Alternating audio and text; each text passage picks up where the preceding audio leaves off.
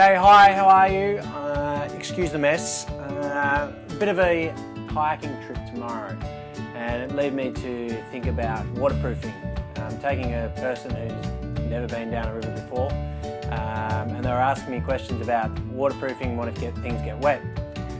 I don't know if anyone's ever done overnight kayaking and had a swim, or worst case scenario, everything got wet.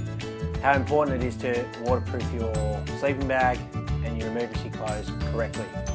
This is a technique that I've used pretty much all my life. I don't remember how I learnt it, but I found it 100% effective, and if it's done correctly, it'll keep all your belongings nice and dry, and at the end of the day, regardless if you have a swim or not and you're doing a booty beer, you'll have a dry sleeping bag. So what I do is I just grab two garbage bags. Generally I like ones that have got a little bit of thickness, but if they're too thick they get a bit bulky and it doesn't quite get the seal that you want. So all I've done is I just grabbed the two plastic bags, placed one in front of inside the other, like so, and you'll see they're like that. Then I just round the edges so you've got a nice opening in through the middle. Then I grab my sleeping bag cover. In this case I'm using one with compression straps on the side. I just punch it all the way in. Now the other key thing you want to be careful of is not to puncture the actual bag as you're stuffing the sack in. So what I do is I grab the outside of this bag, the actual sleeping bag cover that it came with, and then when I'm stuffing, that's what I'm holding on to, and then I just clasp the bag around the outside, and you can see that my fingers are actually pinching the edge of the sleeping bag stuff sack and not the actual plastic bag. I grab my sleeping bag. Obviously always start with the feet first. I do have a silk liner inside as well. It just saves forgetting it, and it also means that you don't have to worry about packing a second thing, and you know the silk liner is nice and dry. Silk liner is a fantastic way of keeping your bag nice and clean for a lot longer, especially after those smelly trips we haven't showered for 8 days or so.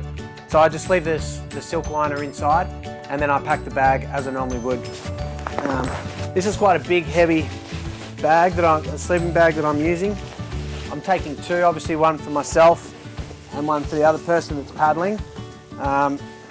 You can see what I do is I just sort of have the bag placing at the back, still keeping my grip around the bag, and then just punching the bag in like so, and I rotate it each time. So one side in, give the bag a little twist, other side, and then twist. The stuff sack that I'm using is actually pretty big, so this is pretty easy to get in. But what you want to make sure is when you're at this point, that your bag hasn't actually gone all the way down on the inside. So just make sure that, just give it a little bit of a couple of tugs, pull it up, make sure it's nice and high at the top, because you want plenty of excess to be able to create the seal. So there you have it. I've got the bag inside the two plastic bags. And as you can see, I've got this excess plastic on top, which is exactly what you want. Obviously at the moment I haven't compressed it and it's looking pretty big. The other thing to really consider is that there's a lot of air in there. So all I do now is, just like you've got your groceries at the shopping centre, you're getting all the air out, I just make a seal with one hand. The other hand, other knee, I just slowly push down, just letting that air out.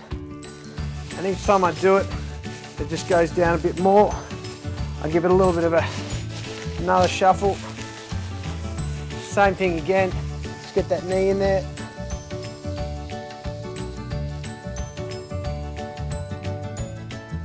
You'll find that if you've got a big sleeping bag, there'll actually be quite a lot of air that can come out of it. So, as you can see, it's gone down considerably.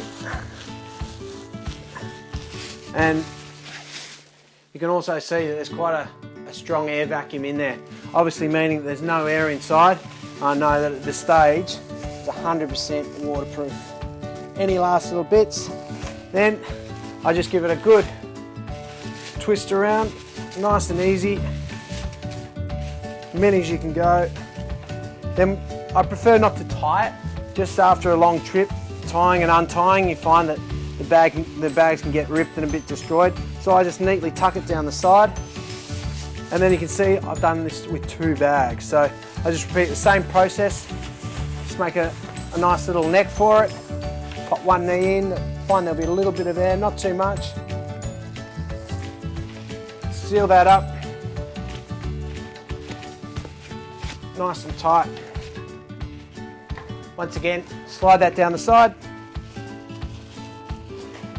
And as you can see, the bag is now, a third of the size of its original size. So, fantastic way for compressing any gear if you're, it's not necessarily about waterproofing. Then I've just got this compression sack that I use. Bit of an overkill probably, but it does help when I'm packing things. Just gets it a little bit tighter. And again, it's just another layer of protection on your sleeping bag. I think when it comes to sleeping bag and sleeping equipment and dry clothes, there's absolutely no need to worry about overdoing it. As long as it doesn't really cut into your weight, I think the drier and the more secure it is, the better. So now I've completely compressed my sleeping bag, got it all the way down, and there I've got 100% waterproof, and I'd feel absolutely confident in throwing that in the water and knowing that when I got it out, I'd have a nice dry sleeping bag. Good for snuggles. See you next time.